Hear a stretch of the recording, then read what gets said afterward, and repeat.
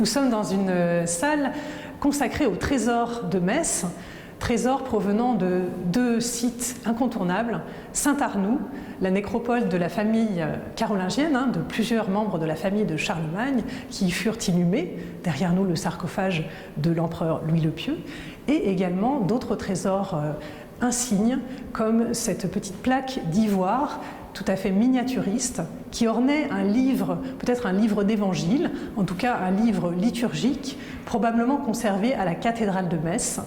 Et cette plaque d'ivoire a été réalisée par un sculpteur extrêmement doué pour orner ce livre que nous n'avons pas conservé. Seul ce trésor nous est parvenu et il témoigne de l'excellence de Metz, un centre culturel et artistique incontournable à l'époque, alors non pas à l'époque carolingienne, en fait il est le souvenir de cette excellence à l'époque carolingienne, mais l'objet lui-même date de l'an 1000, un petit peu postérieur. Il a été commandé probablement par celui qui s'est fait figurer tout en bas de la plaque d'ivoire, l'évêque Adalbéron, en souvenir, enfin de manière consacrée, en fait ce chef-d'œuvre, ce petit chef-d'œuvre de l'ivoire est consacré à la croix du Christ, puisqu'il représente de manière centrale la crucifixion, entouré de nombreux personnages, de nombreux symboles et allégories qui sont tout à fait typiques de l'art carolingien, donc antérieur, mais cet art s'est prolongé, tant il était brillant et apprécié, jusqu'à l'an 1000. On n'a plus tellement de ces œuvres datant de l'an 1000, on en a de bien plus nombreuses à l'époque carolingienne qui ne sont plus conservées à Metz, mais qu'on aimerait un jour faire revenir pour montrer à quel point Metz a marqué l'art de l'enluminure, l'art de l'ivoire. Alors sur ces petites plaques, ce qui est absolument remarquable, c'est de détailler tous les personnages. Nous avons la crucifixion se passe dans l'écriture en une journée. Donc on a la représentation du soleil et de la lune, ce depuis l'époque carolingienne, au-dessus de la croix du Christ. Et de part et d'autre, des personnages que l'on retrouve assez couramment dans l'art de l'ivoire de cette époque, à savoir la Vierge et Saint-Jean, l'église et la synagogue. On a même les morts qui ressuscitent en sortant de leur mausolée et tous les autres personnages assistant à cet événement. L'océan et la terre, allégorie, accompagnent cette représentation.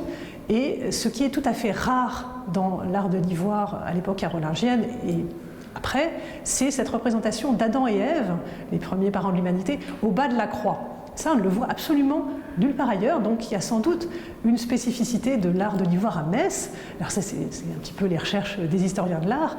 En tout cas, ce qu'on peut le retenir, c'est que c'est un chef-d'œuvre absolu et qu'il mériterait à lui tout seul une exposition dédiée à ce sujet. Il y a un commanditaire là, on n'a pas toujours la trace, en plus il s'est fait représenter sur l'œuvre, mais c'est rare à cette époque qu'on ait vraiment le contexte précis déjà au Moyen-Âge en général. On n'a pas toujours des noms d'artistes, d'artisans. On peut avoir des contrats de commande dans les sources, mais à des époques aussi anciennes, non, c'est très rare. Donc, qu'on ait le nom du commanditaire, c'est déjà bien. Le sculpteur était infiniment doué, mais on n'en sait pas plus. L'an 1000, les routes habituelles d'approvisionnement de l'ivoire se sont taries vers l'Asie. Donc il y a eu aussi les invasions musulmanes, enfin arabes plutôt, tout ce contexte un peu compliqué pour résumer, et on n'arrive plus à se procurer de l'ivoire aussi facilement. L'objet est en ivoire, d'éléphant. Donc ça, c'est déjà une question un peu, un peu étonnante. Comment on a pu... C'est une petite plaque, mais quand même, on n'a pas la réponse. Il y a aussi des inconnus sur tout ça. Adalbéron, alors c'est le nom de l'évêque, mais on n'est pas tout à fait sûr de quel Adalbéron, c'est encore une hypothèse. Donc si on creuse un petit peu, c'est un chef-d'œuvre, et encore une fois un chef-d'œuvre plein d'inconnus, de mystères. Voilà. Je fais allusion à une exposition que j'aimerais bien faire un jour autour de ça, et ça serait l'occasion de parler de ces problématiques du matériau. On sait un petit peu que les ivoires antiques, médiévaux, pouvaient avoir de la couleur, étaient colorés.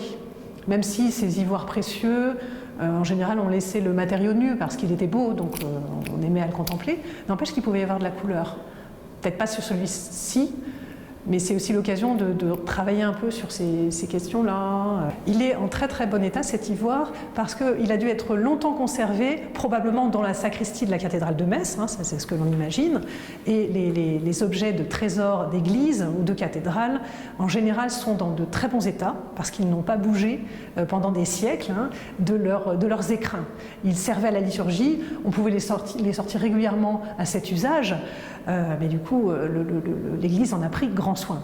Voilà, donc ça explique l'état magnifique du matériau. L'ivoire s'est légèrement craquelé, ça c'est l'âge, le vieillissement, mais il est encore dans un état de conservation extraordinaire.